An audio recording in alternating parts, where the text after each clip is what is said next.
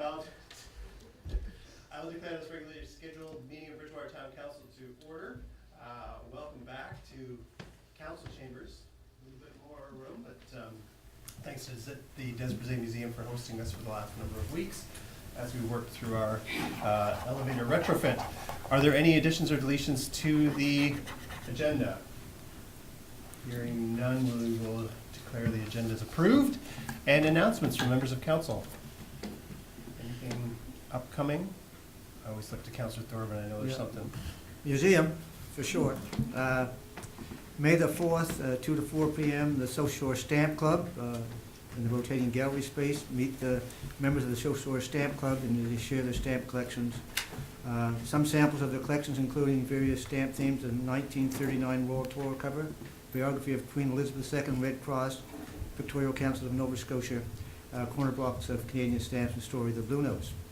And then on May the 11th, the Bridgewater Photo Club will be set up at the museum from 2 to 4 p.m. So admission is free.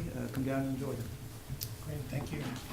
Any further announcements? Another one? Yep. Well, nobody announced it, but tomorrow, people, is Earth Cleanup Day. Earth Day, yeah. 2019. You can call 902-543-2991 to register and get a certificate to help clean up. Bags and gloves just outside in the entranceway. Return your garbage back here. And then a free barbecue at the fire hall at 12 o'clock. Fantastic. And if you can't be there, just do a street, do a block, and help everybody clean up. It is Earth Day. Thank you. Thank you, Councillor Thorburn. Any other announcements? I don't know if we have we have a council meeting between now and when our Smart Cities Yes. announcement is, but it'll be the day before. So on May 14th, might have that date, right? Yeah. 14th is when all the towns and cities that are Smart Cities Challenge finalists will find out who the winners are. And of course, we're finalists in the $5 million category. And so on May 14th, we will find out if we are among the winners. So very exciting. And of course, whether we win or not, we're very proud of the Energized Bridgewater plan and the team that put that together and look forward to moving it forward for our community. No other announcements coming from council. Time for delegations. I was just waiting until you sat down. So just a reminder that planned delegations, as you are, have 10 minutes. And if you could just introduce yourself first so that it's kind of on the record. Sure, you bet. My name's Jane Morrell. I live in Bridgewater. I'm a mom of two of kids who go to the Bridgewater Junior High. So thank you, Mr. Mayor and councillors and guests. With the support of the Council of Canadians, the Preparedness Project, the Ecology Action Centre, Earth Strike, Fridays for Future Bridgewater, Extinction Rebellion, or South Shore, I'm imploring you as our community leaders to vote today, to declare a climate emergency. Inspired by the Nobel Peace Prize nominee Greta Thunberg, my eldest and I started the Fridays for Future Bridgewater. It's a bi-weekly student strike for climate justice. We participated with 1.6 million people in 100 countries on March 15th.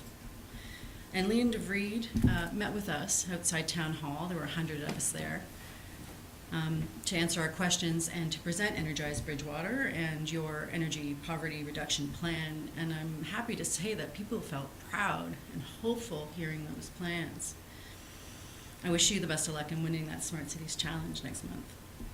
And I'm personally very proud of your efforts, the ICSP, the MCCAP. You don't call it the MCAP, do you? No. No? I'm proud that the town has reduced its carbon footprint. However, the playing field has changed since those reports were published. In the MCCIP, you quoted IPCC report has painted more extreme impacts than the previous report.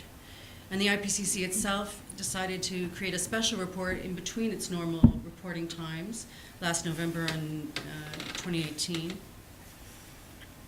And they have said that unless the world reduces greenhouse gas emissions 45% below 2010 levels, within 11 years we face an existential threat. It's time to declare a climate emergency. So we do have some slides for you. There's lots of information, I'm gonna blast through it. And I can, because you guys are already so up to speed with all of these reports. But I wanna highlight some of the reasons why the matter has become much more urgent. This slide indicates the effects of current pledges and policies by the world's nations to reduce emissions. Nova Scotia reduction programs surpass most other provinces, but we are still among those within the highest emissions. So what is important to note about these pathways is that the effects from the 1.5 degrees centigrade to 2 degrees is an exponential leap in effects compared to the 1 degree to 1.5. And what are the costs to that? Specifically, there's going to be dramatic species loss and extinction. Endangered species include 1 in 4 mammals, 1 in 8 birds, a third of all amphibians, 70% of plant species, 45% of insects. The World Wildlife Fund notes that half of over the 900 monitored wildlife species in Canada have declined. Worldwide, it's 60% over 40 years. And if we were to relate that into human terms about people, that would empty North America, South America, entire African continent, Europe, and China and Russia. Here in Nova Scotia, our beloved fishery would be decimated by increasing ocean acidity and warming. Worldwide, the prediction is 3 million tons less fish for each 1 degree Celsius in increase in temperature. So our slide 2, this is a chart from 1980 to 2018, and it is showing the extreme weather events by type, by year. So you can see since 2010, the events have been quite extreme. What is remarkable to me is that of the 18 events last year in the US, this is a US statistic, the cost of remediation from those disasters was $42 billion each. Nova Scotia itself also faces astronomical costs from this climate emergency. We will become an island in the next 15 to 20 years. The Tantramar marshes on the Connecticut Isthmus connecting Nova Scotia and New Brunswick will need to be rebuilt. The Ministry of Natural Resources estimates a loss of $50 million a day in lost commerce when the isthmus floods. As you already know, South Shore communities will be forced to adapt to sea level rise. We're told it's 1 meter by the next century, but now the effects could be much higher and much sooner with the exponential growth of effects if we go past 2 degrees Celsius. According to Dr. Tim Webster, a Hurricane Sandy type event today with 4 meters storm surges occurring at high tide would flood Bridgewater. This is a map of Canada. This is from 1940 to the present, and the darkest sections are the areas that are warming at the greatest rate. In total, we've now learned that Canada is warming at twice the world rate. Permafrost thaw will release greenhouse gases exceeding emissions from all fossil fuel use to date. Here, tick habitat's going to increase by 212% in 50 years. Currently, the Lunenburg County Lyme disease rate is 12.7 times the national average. Warming is also going to bring an increase in mosquito-borne diseases, West Nile, equine encephalitis. So how concerned are we about this as Canadians? Polls are showing that 69% of Canadians list climate change in their top 5 election concerns. 50% will only vote for a candidate or party committed to fighting climate change. Youth are planning ongoing and regular protests. Now people are not debating whether we should do something. Now we're just debating how fast or what we need to do. This is a remarkable change. Canadian councils are getting on board to the tune of more than on this page. This is out of date, it's been a month. It's now 332 municipalities, representing 24% of all Canadians. In Quebec, their municipalities that have declared a climate emergency represent 73% of their population. with 167 more councils on board with plans and pending motions going forward. The Prime Minister of New Zealand has said, quote, "This is about being on the right side of history. Do you want to be a leader that looks back in time and says that you were on the wrong side of the argument when the world was crying out for a solution? It's as simple as that." End quote. Climate emergency declarations are fitting for Canada because we're, embarrassingly, number 3 in carbon emissions per capita. So it's around 15 metric tons. And to put that into perspective, your cars in general produce about 5 metric tons a year. We're deeply reliant on fossil fuel systems in our daily lives. Challenging those norms is difficult. And Nova Scotians, we step outside in this clean air and glorious beaches and natural habitats. We have a fantastic waterfront. We don't see the sharp increases in clear cutting for biomass that is destroying the trees that are our carbon sinks. And few understand biomass energy production produces 50% more greenhouse gases than coal, with an average efficiency, energy efficiency of a criminal 17%. So everybody wants to answer the money question. This shows that the countries that had reductions in greenhouse gas emissions had economic successes, whereas some continue to argue that curbing emissions will kill the economy. Nova Scotia can be self-reliant in sustainable energy. You guys are making great strides in town to do this. We can no longer argue that solar and wind are too expensive. This shows us this blue line that goes from $350 per megawatt is the line for solar panel, energy production. Solar panel prices dropped by 99% in the last 40 years. And green energy is not only cheaper to produce than fossil fuels, but boasts net benefit externalities of $3 for each $1 invested, which is a direct contrast to fossil fuels, which is a net detriment in externalities. So can we fix it? I hope so. This is Greta Thunberg. If you aren't familiar with her, I really encourage you to get involved with what she's doing. She says, "Action first, then hope will follow." Václav Havel has said, quote, "Hope is not the conviction that something will turn out well, but the certainty that something is worth doing, no matter how it turns out." I'm certain it's worthwhile to alert our citizens to this new existential crisis. And I'm certain it's worthwhile to announce to our citizens that we face imminent threats to our municipal infrastructure, jobs, town finances, quality of life, and our health. And I am certain it's worthwhile to deliver this message to the Federation of Nova Scotia Municipalities in May at their workshops and signal to provincial and federal governments that they must follow suit. For these reasons, I'm certain it's worthwhile for this council to declare a climate emergency. Thank you so much for your attention. We have 400 signatures on petitions for you that are going to be scanned and distributed by your CEO. Is that everything, I think? And if you have any questions, I'm happy to take them. And there is, and I believe that the draft resolution was also distributed to you prior to the meeting. Thank you so much for your, sincerely, I appreciate it. Thank you for your presentation. As I think you know, council usually receives information from a delegation and then it comes back to future council meeting. That way, if we do have questions that come up in the next few days, then we have an opportunity to go and seek more information. Excellent. Does any member of council have any questions? I feel like we've been down this road before, yeah? Jane, as you noted, the town's obviously got these innovative programs and projects already on the go, and I'm fully supportive of declaring a climate emergency, but where does it go from there? What are your plans to do, what are you going to do with that? What are our plans to do with it? Yeah, like are you going to use it, or we're already doing a lot of these innovative Yes, projects absolutely. and programs, so what happens next, I guess? Okay.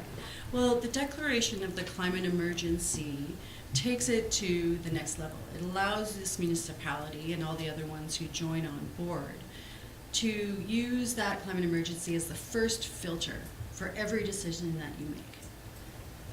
If we were in a forest fire emergency right now, every decision that you would make would be like, what are we doing in order to mitigate this problem that's right in front of us? And that would be happening at that moment. This emergency allows you to take every choice that you're making in your offices, in your policies and procedures, to put it first through the filter of climate emergency. So are we meeting the outcomes that we've already set down? I mean, you're already doing this already, but this just ups the ante. Does that make sense? Okay.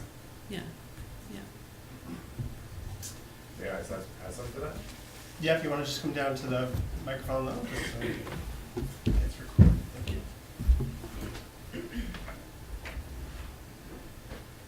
you. Thanks, Christopher. I also just wanted to say that basically the Nova Scotia government is probably the one we want to do this the most. And basically, if we can have all of the municipalities on board, it makes it a lot easier for them to, well, a lot harder for them to say no, basically. And so with your support, it just takes us one step closer. That's it. Thank you. Other questions from members of the council? I mean, I'll just take this opportunity to say it was over 10 years ago that the province of Nova Scotia did make what I thought was a very good decision, and that was to require municipalities, in order to receive their gas tax funding, had to come up with a sustainability plan. Where that kind of came off the rails since then was they didn't have to actually do anything with that sustainability plan. They just had to file it with the province, and away they went. This town, more than a decade ago, made a very conscious decision to hire our sustainability coordinator in Leon and use him to aid us through most of the decisions we make. We are using that lens, if you will, when we talk about how we develop, where we develop. Obviously, we have energized Bridgewater, which is going to reduce greenhouse gases. And so I feel like we're all kind of on the same page. For me, I just want to make sure that when the time comes to make that statement, that it's not just a statement with no actions that follow it. I have seen a couple of communities that I will not name that have declared a climate emergency, and yet they're backfilling the ocean to put a residential development. Well, you can't really do that if you believe that there's a climate emergency and sea level is going to rise. You're literally building a building that's going to flood. So I personally want to make sure that when we have this topic come back, that there is going to be a deliberate course of action that follows that. And that should be any municipality, however the media wants to take this meeting and report it. That would be my message to any municipality, that we are in trouble. You can't argue with the numbers. We've set our course to address climate change, and if we can do more, I'm sure this council will be willing to do more. But I would implore other communities that if you're going to declare a climate emergency, don't do it if it's just to have people come and then try to get them out the door so you don't have to answer their questions. It should be a very serious change of action. So appreciate your presentation. Thank you very much. And we intend to be in contact with Leon, and I expect that in the next couple of weeks you'll be in contact with him as well as a council to discuss that, since he is their point person with sustainability. So we're definitely available for that. Great. Yeah. Thank you so much for your time. Have a great evening, and I hope you all had a very safe and happy Easter. Thank Good you.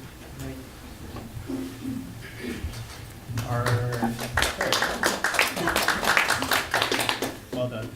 Our next delegation is Chris Acomb, who's our Senior Safety Coordinator. And we're thrilled to have her here. It's, every month, I think we go through, we receive the reports, and it's great to actually have you come and speak to us about that, because we always want to highlight the issues that our seniors face, but also the issues that you face as someone that has to work with them, not necessarily alone, but quite stretched with the resources that you have. So, thank you, Chris. Thank you. I don't know if I need to introduce myself now. Thank you. My name is Chris, and I'm the Senior Safety Coordinator, and I'd like to thank you all for having us here. Scott is here as well. Thank you for the opportunity to share a little bit about our program and for reading my reports when they come out. I'm going to soon put a Where's Waldo in there and play some games with people because I know they get so much it must be a little bit, a lot to process. The Lunenburg County Senior Safety Program is a project of Safe Communities Lunenburg County. We are celebrating 10 years. So we're 10 years old this year. If we look at the demographics, the statistics tell us that roughly 44% of our population in Lunenburg County is 55 years and older. For those of you who've looked at our pamphlet, it says 65, but we do serve people of all ages, 55 and up, and our youngest client was in their 30s. And the reason for that was because their safety concerns affected the senior that lived with them. So we were able to assist.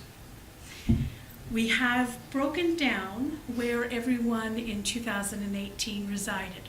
This is just a rough idea of where everyone is living that we've served in the area on a one-to-one basis.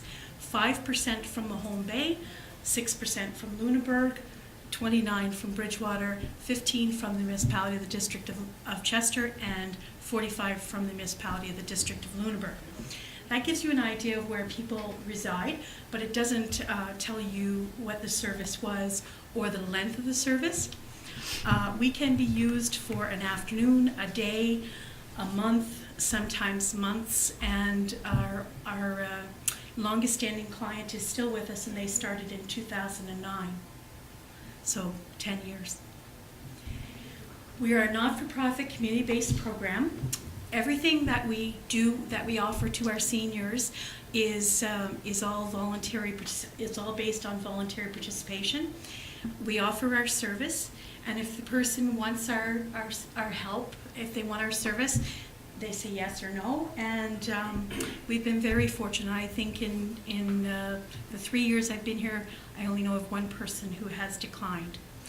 In that case, we just wait and offer the service again and give our cards and our information and hope that they reach out to us. There's no charge for the service. That's to try to promote accessibility and to just make it easier for everyone. And of course, with all of our wonderful funding partners, it's possible. We are closely affiliated with RCMP and Bridgewater Police. We receive a lot of referrals from law enforcement, and we do joint home visits. It's a really supportive relationship. We're very lucky.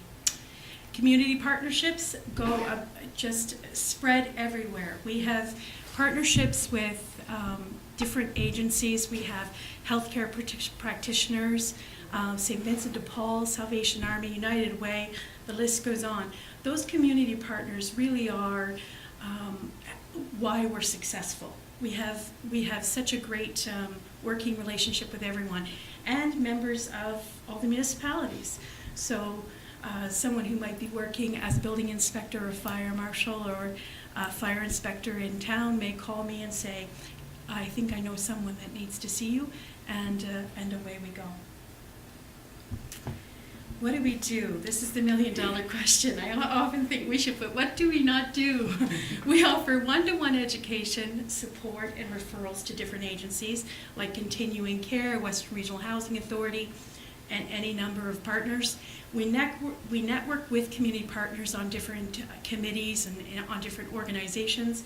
We advocate on behalf of seniors, making contact on their behalf and at times going with them to meetings. Shared response with police to client needs as appropriate.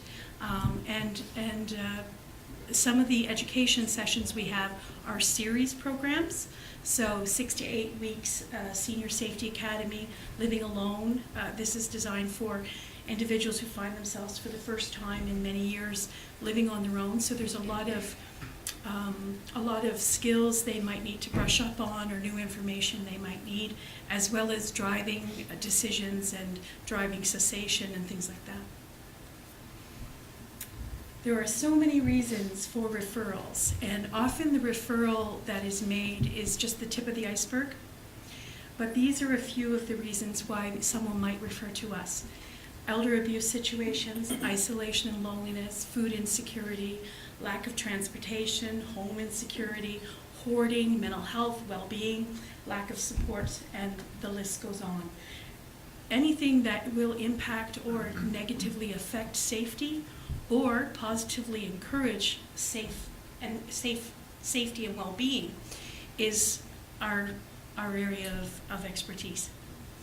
And of course, when we enter into a situation, we refer to the community experts.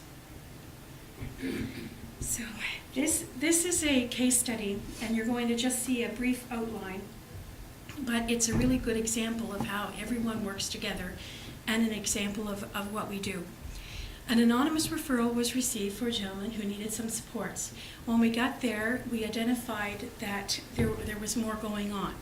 I made contact with the senior, and the person was standing in the doorway, blocking the view to the inside of the home, and we had a conversation on the doorstep.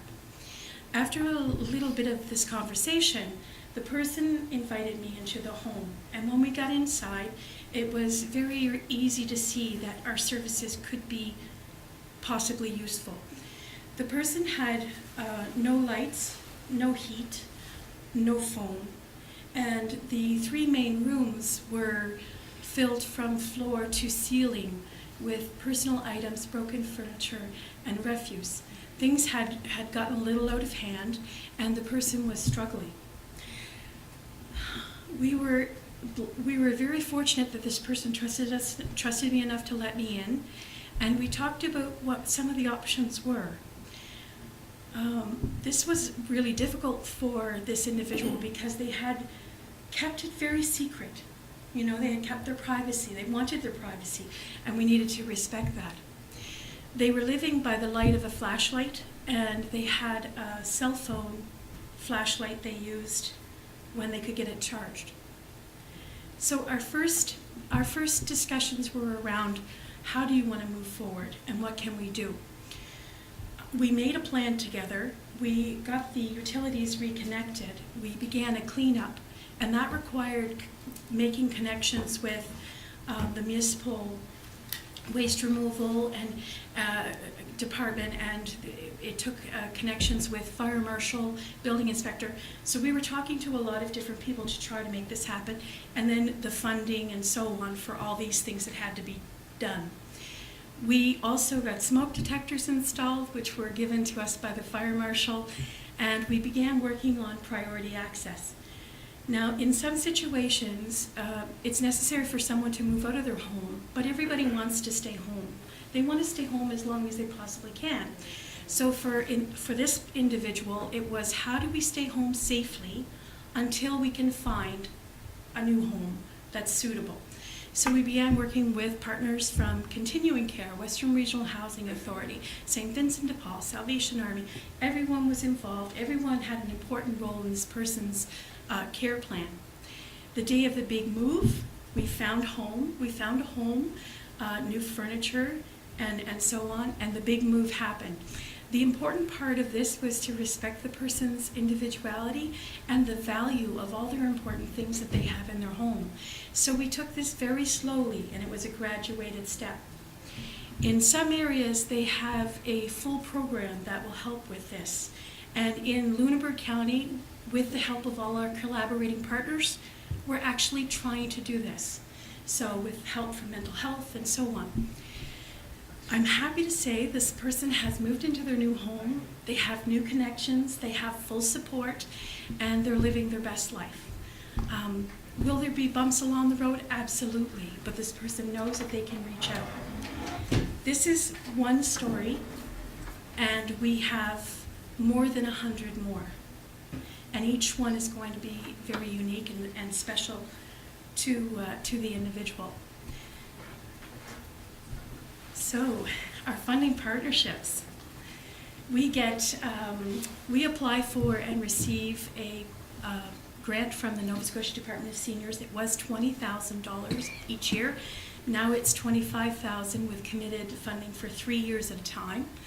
We also have our wonderful municipal contributors, the District of Chester, District of Lunenburg, Town of Mahone Bay, Town of Lunenburg, and the Town of Bridgewater. We receive both cash and in-kind donation. And this year we also received a $5,000 United Way grant. Does anyone have any questions? Oh, first, Scott, do you have anything you would like to? All right. Okay. Oh, just to give you some numbers, I should do that. Presentations in 2016, we presented to 600 individuals, 1,057 in 2017, 400 in 2018. There were some staffing changes there. Referrals, we received 103 in 2016, 196 in 2017, 174 in 2018. Since January to the end of February, we received more than 50. So that tells you where we are. Home visits were averaging around 350 a year.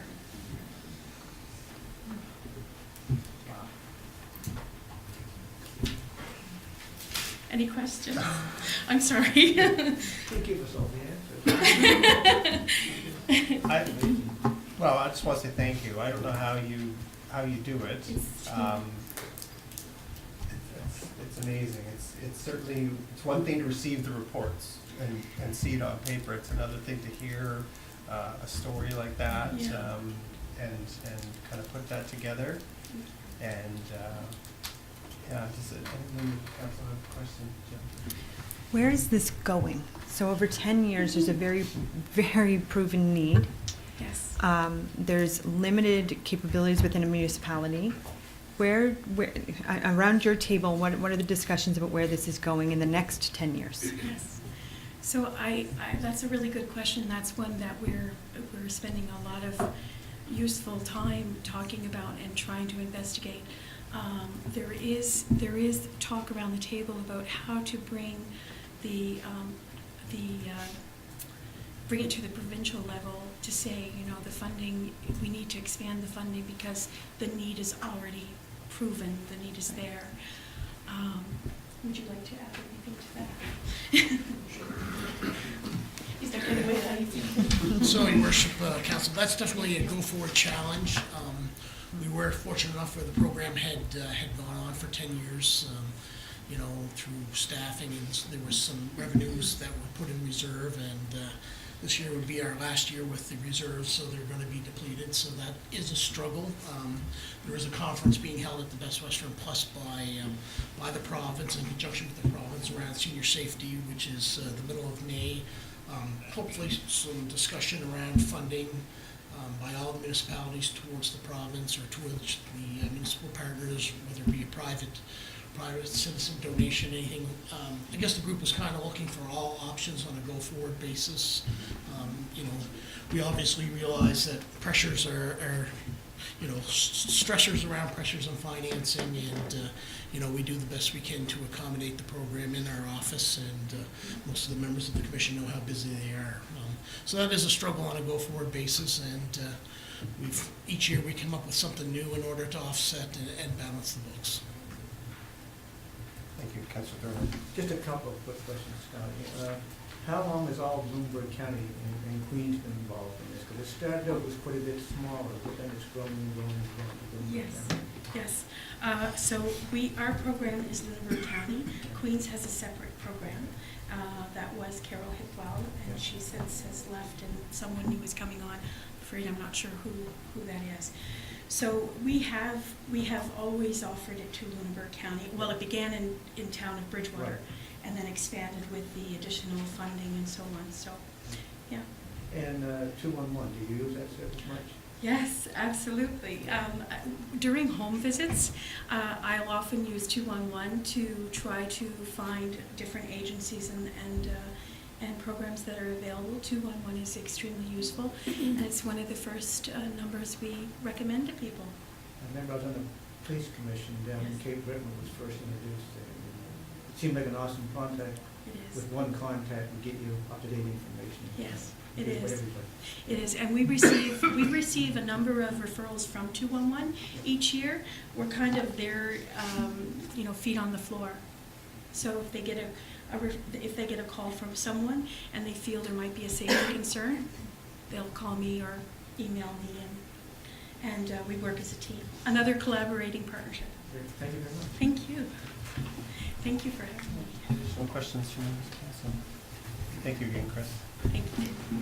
Are there any members of the public that wish to come before council's delegation? No, none. We'll move down, we have minutes of April 8th and the regular council meeting and April 9th special council meeting before you. Any errors or omissions? Questions? No, hearing none, we declare the minutes approved and move down to planning items. Amendment to the land use bylaw, temporary commercial uses. And I see Ms. Childs is going to be delivering the presentation.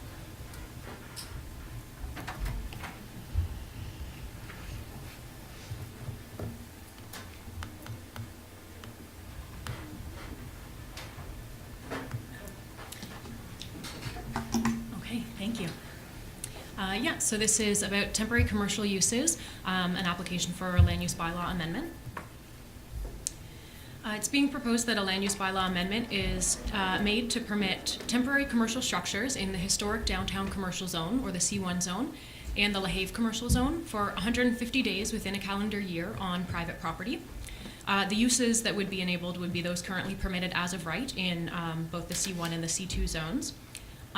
The structures, the temporary structures, would be subject to the existing urban design requirements of the C2 zone, which addresses things like building orientation, entrances, facades, and windows.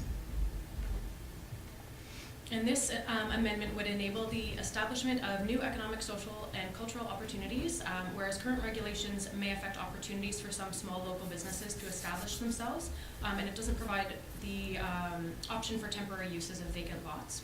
So currently, temporary structures are permitted on non-residential lots in all zones except for the C1 zone, and they're permitted for 210 days in 12 months.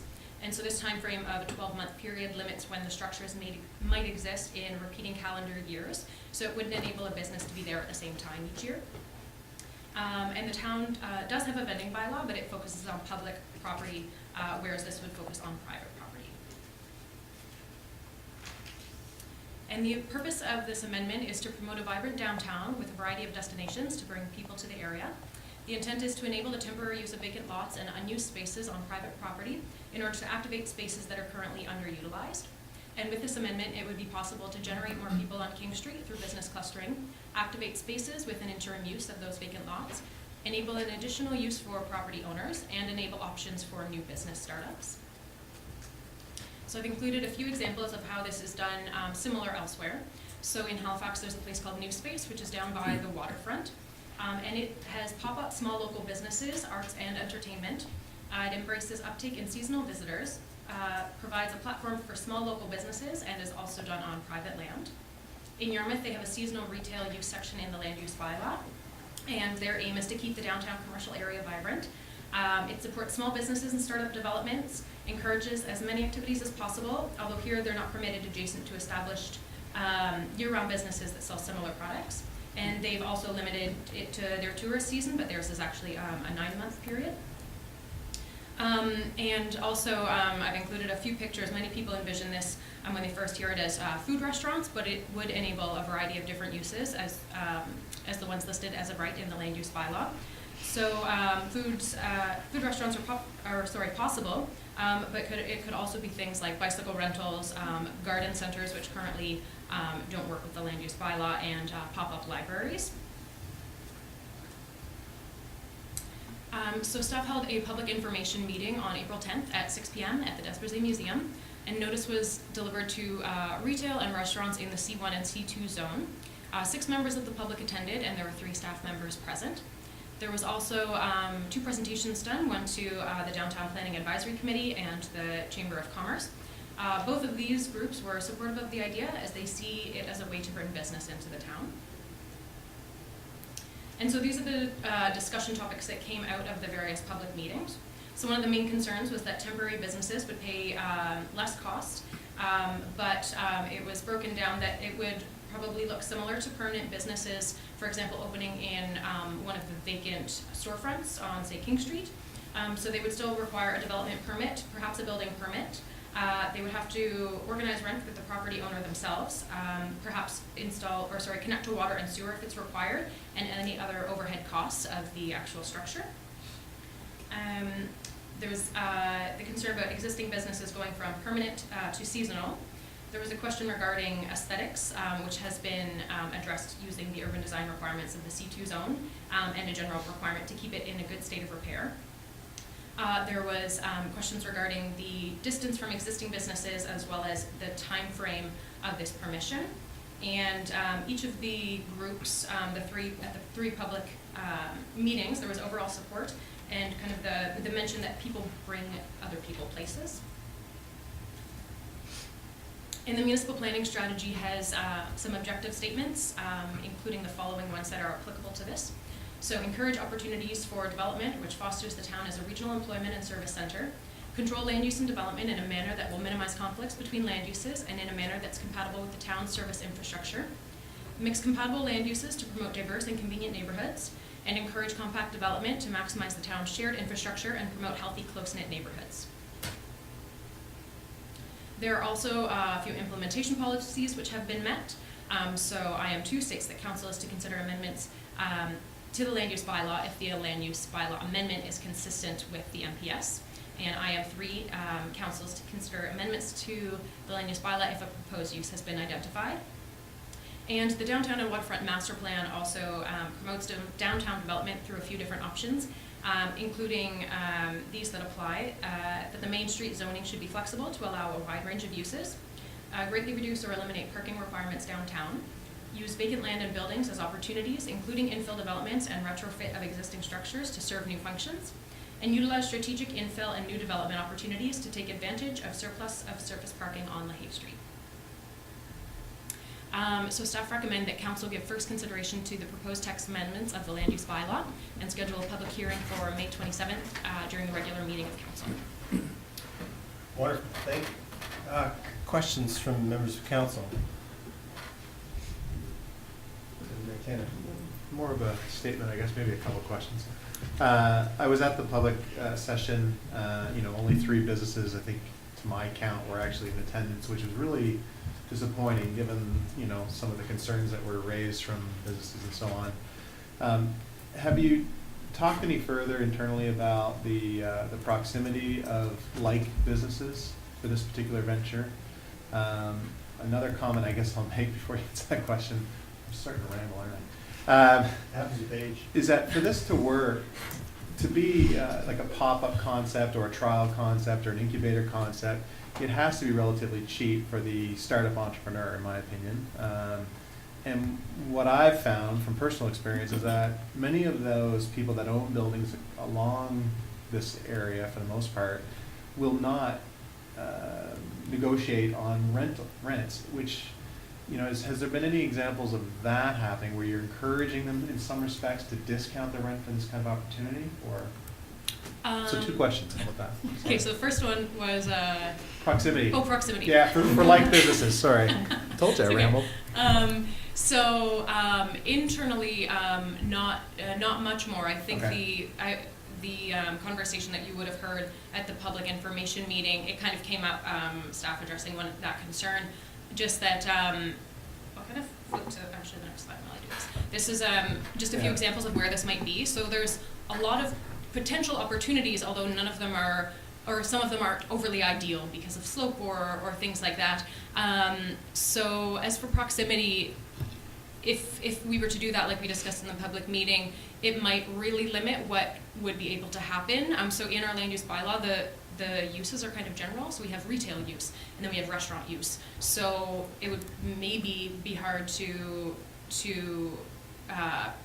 prohibit certain restaurants near other certain restaurants, but for example, the one that came up was if someone were to have something beside Jack's, it wouldn't be ideal if it was another hamburger shop, but if it was something else, maybe that would promote other people coming to that area. Sure. So I think it'd be a little hard to differentiate the two because of the uses in our land use bylaw, how they're laid out. And then the other one, But, so, oh yeah, sorry, go let me ahead, just yeah. give you an example. Yeah. So, let's say, and I think I can do that, you can do this, a shipping container. Yep. That's outfitted as a, like a diner kind of concept, or fast food concept, or whatever. Mhm. If I dropped one right there for 150 days of the prime season, Mhm. that's gonna really tick off that person and probably that person, Mhm. right? So, like, how do you deal with that Yeah. situation? And because they can keep coming back year after year after year for 150 days at the same prime season, like I heard that concern Mhm. very clearly. Mhm. How do you deal with that? How do you manage that? Yeah, I think it's hard with a small downtown street too. So what is that distance, and would it matter if it was right beside it versus 150 meters away? Would that make a difference to that business? I'm not sure. So I think that's, I don't know if you have anything else to add, Jessica, but. Like, I guess what I clearly heard from Jax was Mm. I make primarily much of my revenue during those 150 summer days Mhm. or months, or whatever the case may be. So that if I don't make all that money during that prime time, then I'm really hitting the winter time and I wouldn't survive, which Mhm. I get. But to your, this whole concept, it's hopefully drawing more people down and getting this, this. Yeah, and that comment that she made as well as that was interesting too, because she said during the food truck rally, for an example, she had like the busiest time Sure, of her year. So sure. it's hard, I think, maybe to address what that distance would Okay. be, or Okay. Jessica, you. Yeah, well, I just wanted to add that it's also, this is about enabling some, and trying it out. I believe Right. somebody, and I don't know if it was actually you, asked at the public meeting if We could. we could test this, Sure. see what happens, Sure. and reassess. And we've talked about that, and I think we absolutely could. We could, if this gets in place, we could see what happens, because it's no different than if somebody made an arrangement with a local vacant space for 150 days and set up shop for those 150 days in that space, right? So, Yeah, but. and we don't have a. It's possible, although what you're saying is from experience that some of those that would be significantly harder I to guess, do. well, but I guess in the case of the shipping container concept, it's cheaper to fit one of those up, very cheap, Mhm. to fit one of those up versus taking a vacant space on King Street and trying to put in a kitchen and then get, Right. licensing and all that kind of thing for it versus a container. Anyway, Okay. But yeah, I guess I was just trying to say that it's, right now, all these uses are permitted as of right Right. within a building on King Street. So Right. a restaurant could open up adjacent to another restaurant Absolutely. I get right it. now, as is. And Sure. this is just a way to enable a wider range of uses on some of to activate some of these vacant spaces that we have in our downtown right now, and perhaps not as a permanent thing. Okay. So. I guess the other thing too, just to piggyback on what you're saying, 'cause I understand the concern, but to me, a temporary structure is not the same as a permanent restaurant. Temporary structure, the atmosphere, the availability of seating, for example. So if you want to use a shipping container example, because that's where my head went, and I totally forgot about all the little buildings in Halifax, which I'll get to in a second. But the shipping container version of that is. It's probably not a sit-down dining establishment where you're going to sit for an hour and a half and have a burger and fish and chips. It's probably, you're sitting down for a few minutes, it's a very limited menu, and it's not heated, so if it's a cold summer, then you're not gonna stay for very long. If it's pouring rain, it's probably not the most comfortable atmosphere, even if it is enclosed. Because that was my first thought was, if I can flip burgers in a shipping container, then, the pub, for example, that pays commercial taxes is at a disadvantage, but I don't think it's quite apples to apples. The other is when I look at the Halifax picture that you showed, because I'm down there quite often, there's 3 ice cream parlors, all within 50 feet of each other, and they're all selling the same thing, and yet they're all busy. So if we truly believe that more options bring more people, then similar businesses multiply customers instead of dividing them. And I guess that's what we're attempting here. And lastly, I'm going to say, I love the idea of thinking outside the box, because status quo isn't working, right? Retail, our downtown, and I don't mean our downtown in terms of King Street downtown, I mean our downtown in terms of the North American landscape, that retail downtown is dying because it has to compete against Amazon, which pays minimally, doesn't pay any taxes certainly in Eastern Canada. I think their closest warehouse is Ontario. They don't offer the same services as someone posted on Facebook the other day. They're not giving to your junior hockey team or your soccer team. They're not making a donation to the local United Way. They're not making a contribution locally. And yet these businesses are all while trying to compete against these giant conglomerates. And so anything that we can do, at least to try, whether it's in a pilot stage or for a couple of years and see where it goes, anything that we can do to bring people back to King Street is in my view, worth trying. And if the worst case is it's caused so many people downtown that we shouldn't have temporary structures, they should all be permanent, then I would love to sit around the table and argue for the need for no more temporary structures because they're too busy. That's my thoughts.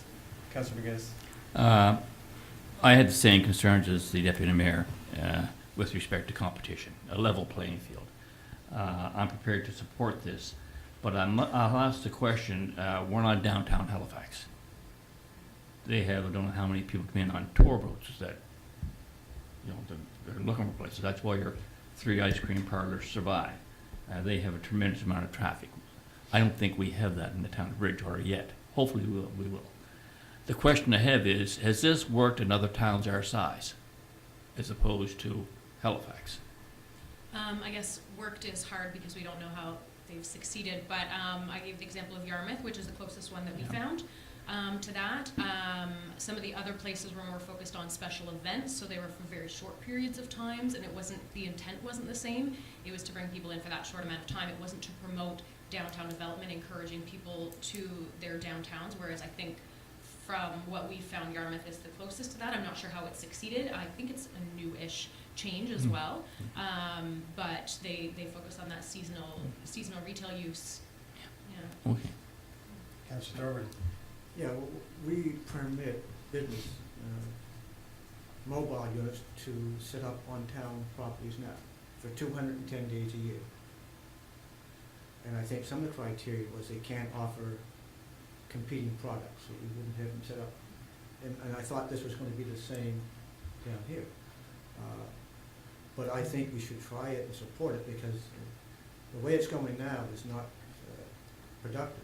And if this can generate some interest on King Street and bring some more people to King Street, like these food truck rides, I think there's one next weekend or something coming up there, that's going to bring people. And I think it's worth a try. I would support it. Councilor McDonald first. So I'm also very leery of doing anything that may bring harm to our established businesses in the downtown or discourage new businesses from establishing in some of the existing properties. I like how this could trigger more use of existing properties that aren't being used at the moment. And what really gets me excited about this idea is the variety of use that it could create. Not every ice cream shop or flower shop or flower stand can do the type of business that would support, $1,000 a month in rent. So I think this offers a lot of different opportunities. We may not see a whole lot of restaurants pop up. It may be very different uses. It may be popsicles or, who knows. So that really excites me. I'm definitely looking at it as a pilot. Let's see where this goes and what happens with it. I hope that the business owners in town will stay in contact with us and let us know if they have any concerns before they become a big issue. Keep us informed. And I think that they will. I think that they'll make sure that we're aware if there's any problems. But I'd really like to look at this as a pilot. Do we have the means of setting kind of a review date? At this point, we're going to stop and review, and we're going to reach out to the business community again and see where this has gone, much like we did with the taxis when we were looking at public transit. So really, we can set that up. I was just emailing Sandra to say, do we do that now? If we want this to be a pilot, do we do that now, or do we do that at the public hearing? So Mrs. Porterlow has said, do it now, no surprises at the public hearing. So because I am hearing that we want to make sure we're not negatively impacting our established businesses, but at the same time, we do feel the need to try something. So if, when we get to the part where we want to make a motion, we should have an understanding of what we want from this. If we want it to be, to just come back for review after the summer, if 2 summers is, or 2 years is what we want for the review, because I would argue that if we pass this by the end of June, they're not going to be flooding King Street this summer, but we should have a reasonable timeline where this comes back for review so that it gets added to the agenda. 2 years. 2 years? I give you a full season and this season, which we have, as you said. Councilor Fisher? Yeah, I was just going to mention where staff presented at downtown planning and did a presentation to chamber. It would also be good to have a follow-up with those 2 committees as feedback in the 2-year mark or whatever. Yeah. Good point, Ms. Deputy Mayor. So I didn't get an answer or response to my second question, but that's fine.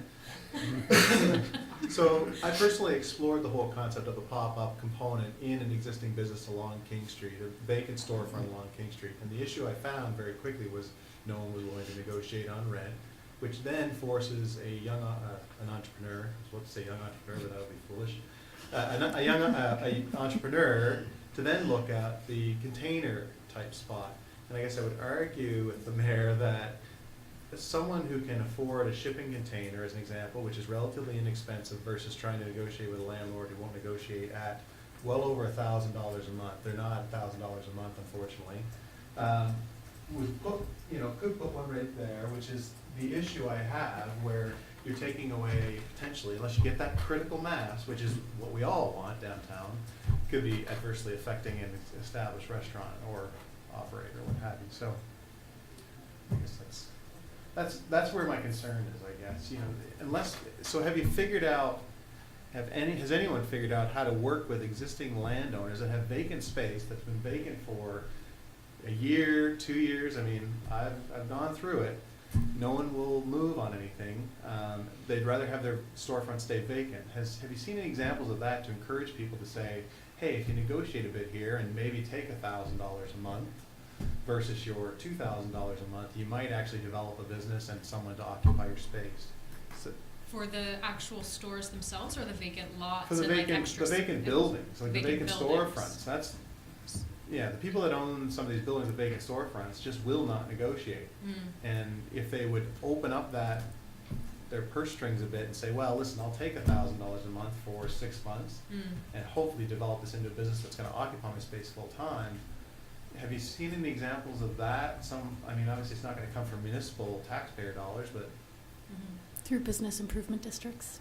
Yeah, fair enough. Sorry. I had a conversation with that on Friday, but anyway, okay. But coming back full circle to your original point, which is you go to the public hearing, public meeting rather, not public Yeah. hearing, the public meeting, and you have how many? 3. 3 businesses. I know. So I go back to last year, we spent 11 hours on downtown King Street, 11 hours to ensure that we were there before businesses opened, that we were there the whole day that they were open, and that we remained there after they were closed to make sure that they had every available opportunity to come down and talk to us. And I remember I was there for, I'm going to say, 10 of those 11 hours, and I believe I spoke to 1 King Street merchant. 1. When we had changes to parking, I received a phone call from 1 King Street merchant, and when I was in other stores, only 1 merchant stopped me to ask me questions about parking, but I was in more than 1 store. And I would love to hear if council is getting phone calls about concerns from this. That's what we want, is we want to have our public engaged, and we have done that. We have tried almost every conceivable way to engage the downtown community, and I don't know how else to implore them to contact us, to be engaged. If this is a concern for them, then they need to reach out to us. If it's not a concern and they support it, they need to reach out to us. Because your point is very well taken, that we hear about empty businesses, empty buildings on King Street, and we offer various options and solutions and different paths forward, and I'm not getting phone calls. Are you getting phone calls, Councillor McGuinness, Councillor Rozier, Councillor Thorburn, Councillor McDonald, Deputy Mayor Tanner? We're not, and I don't know what else we can do, and we turn to staff, and they're delivering notices, and they're downtown, and they're not hearing anything. And so, this is the moment where we're going to make a decision tonight to move this to a public hearing. And if it goes to the public hearing and moves itself along, this will be put in place. And we have received no concerns that would cause us to change direction. So taking this opportunity to implore people on this topic or other topics to reach out to us if they have concerns. Sorry for my I'm rambling. I Now, can't. have we had any concerns about the food trucks around town last year? There was down the shipyards, landing in different spots. Was there any complaints, No, any there were not. feedback? No, there weren't any complaints. I see a few posts that some of them done really well. And thank their customers for their support, and we'll be back this year. This just doesn't have to be on town properties, on personal properties. So, you know, I'm committed to give this a try and see what works. And but we're going to do a follow-up, and if it doesn't work, hey, we can change plans. But let's try and support it, starting it. We make these decisions in the best interest of our merchants of downtown. Absolutely. That's our plan. Just a question for Jessica on the, if we were to put in a 24-month review period, would you intend that to be part of the text amendments, or would you propose that that be a separate motion from the MPS and LUD? I propose it be a separate motion, Okay. given at the public hearing, so Yeah. there'd be direction on the books that in 24 months, we come back with an assessment and an evaluation of the amendment and how it worked. Okay, good. So it wouldn't require that we make any changes to what we see in front of us Okay. tonight? So the motion can be presented as is, and then we can make some adjustments further on. Is someone prepared to put a motion on the table? Councillor Thorburn. I would move that town council of the town of Bridgewater give first consideration to proposed text amendments of the land use bylaw as contained in Apex A of document 19-036A and schedule a public hearing on May the 27th, 2019 during the regular council meeting, Thank you. or meeting of Seconded- council. Seconded by Councillor McGuinness. Further discussion? We've had great discussion. Great discussion. Question. Oh, let's knock it in. Do we know if the Chamber of Commerce has actually surveyed their members on this issue? I don't know if they've surveyed them. Okay. They distributed the information to them about the public information meeting, and I answered some questions Okay. for them, but I'm not sure. Curious. Yeah. Be interesting if anyone's at the event on Thursday. That's a chamber event. Maybe if someone just wants to chat with the chamber members, see if they were surveyed, or speak to Mr. Hennessy, or probably think it's the best person. We have a mover and seconder. Question has been called. All those in favor? Those opposed? Motion is carried. Thank you very much. I love when there's a robust discussion. All the way down to reports and recommendations, award of RFP 2019-01, active transportation plan renewal. Boy, I didn't realize that this plan is 11 years old. And so, yes, due for a bit of a renewal. It's pretty straightforward. Is there a presentation from staff, or No. does anyone have any questions before we put a motion on the floor? So I guess I kind of just summarized it. Our active transportation plan is 11 years old. We need to review it. We can speak to it. Someone prepared to make a motion. Councillor Frazier. Yes, I'll make a motion, your worship, that town council for the town of Bridgewater endorse the recommendation of staff and award RFP 2019-01, active transportation plan renewal to ZAP Consulting Incorporated, Swicker Zareski Architecture and Planning at a cost of $36,225. Right, thank you. Seconded by Councillor McDonald. Further discussion? Question. Question being called. All those in favor? Those opposed? Motion is carried. Thank you. Next item is recommended amendments, Parks, Recreation, and Culture Advisory Committee terms of reference. This committee, for those that don't know, members of the public that don't know, has a youth component to it. We have a youth member. The committee felt, and I believe rightfully so, that the terms of reference that currently limit that to a youth from the town of Bridgewater is too restrictive. Youth are much more mobile these days, and so the terms of reference, that they would like the terms of reference changed to just reflect that it's any student in Bridgewater. Doesn't have to be a student from Bridgewater.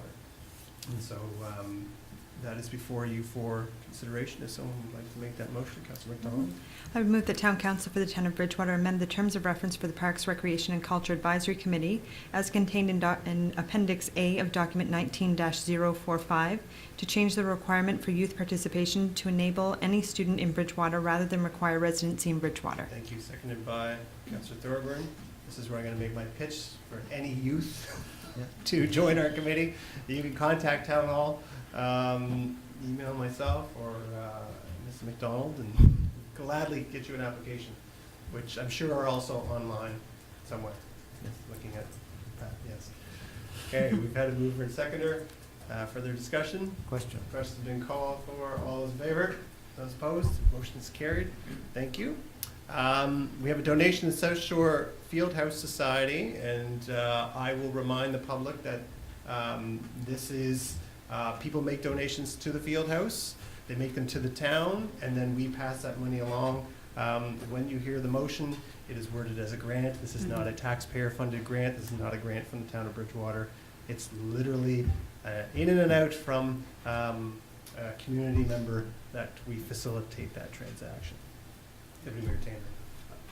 Motion. Sure. Okay. I move the Town Council for the Town of Bridgewater endorse the recommendation of staff and approve a grant in the amount of $18,000 to the South Shore Fieldhouse Society for the multi-use facility on Glen Ellen Drive. Thank you. Seconded by Councillor Favier. Discussion? Question. Question's been called. All those in favor? Those opposed? Motion is carried. Thank you. Next item is the town center parking lot. We gave a notice to rescind the motion at our last meeting. Like time flies. And so I would entertain a motion to rescind that resolution 19-013. If someone would, Councilor Thorburn. Okay. I would move that Town Council for the Town of Bridgewater rescind Resolution 19-013, approved January the 14th, 2019. That Town Council for the Town of Bridgewater direct the Chief Administrative Officer to enter into an agreement of purchase and sale as presented in document 18-065A for the acquisition of PID 600-28180 at a purchase price of $40,000 plus HST, with funding provided by the capital reserves. Thank you, Councilor. Seconder, please. Deputy Mayor Tanner. Discussion? Hearing none. All those in favor? Those opposed? So we are going to make a new motion, and so just for the public, the difference now is we are not buying this parking lot. We are receiving this parking lot from the Town Center Development Corporation, Town Center Corporation, and in exchange, the funds are going into a reserve for a future downtown project. So the money will remain on King Street and be put back into the downtown core at a project that will be determined in the future. So I'll just keep looking over at Councilor McGinnis. Now I'm going to stop again, Councilor McGinnis. Is someone prepared to make a motion? Councilor Frigier. Yes, Your Worship. I make a motion that Town Council for the Town of Bridgewater approve the payment of the cost to dissolve the Town Center Corporation, a transfer to the Downtown Improvement Project Reserve in the amount of $40,000, less the cost to dissolve the Town Center Corporation, and a transfer from the undesignated operating reserve in the amount of $40,000 to cover these costs. Thank you. Can I have a seconder, please? Councilor McDonald, do you want a seconder? Okay.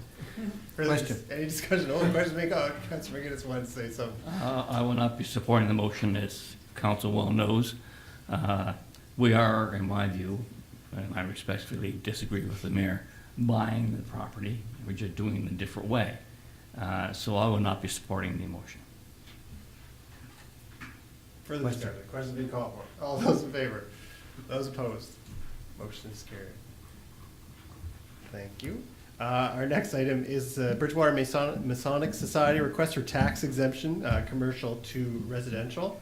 So this is regarding the old, what would be commonly known as the Girl Guide cabin, which the Masons have purchased, which was a really a good news story for the Girl Guides.